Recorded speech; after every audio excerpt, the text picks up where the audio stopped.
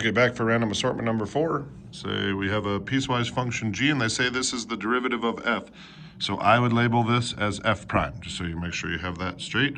The function g is a piecewise linear function from -5 to 3, so a bunch of line segments. And then here, it is that parabola right there from 3 to 6. Okay, so it says if f of 1 is equal to 3, what's the value of f of 5? Okay, so I'm gonna, since f of 1 equals 3, I'm essentially starting here, and I've got to count these areas. So that area right there is a 1 by 2, so that area is 1. No area here. Then this is a 1 by 3, so that would be 3 halves, so 1.5. And then this area is a 3 by 4. No, that's a, 3 by 3. So that's 9.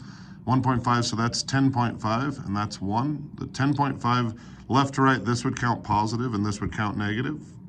So from right to left, it has to count negative and positive. So we get 9, so 10.5 minus 1, so we get 9.5. We have to add that to that.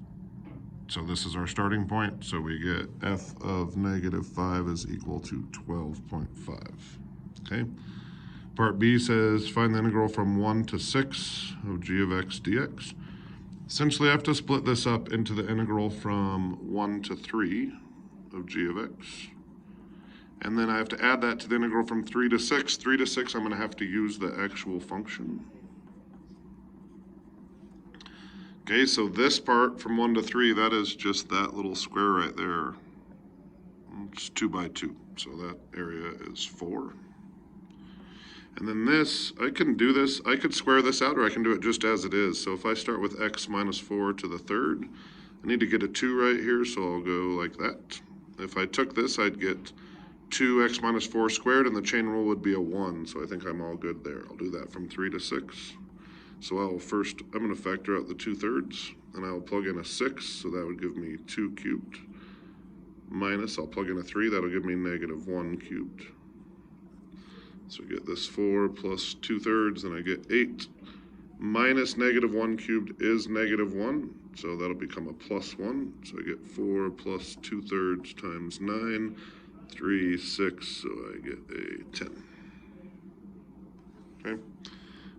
Part C says, for -5 to 6, on what open intervals, if any, is the graph both increasing and is the graph of f both increasing and concave up? Give a reason for your answer. Okay, this is our cheat sheet, but f will be increasing when f prime is positive, and f will be concave up when f prime is increasing. So I'm looking for the places where we are both positive and increasing, so that would be from 0 to 1 and from 4 to 6.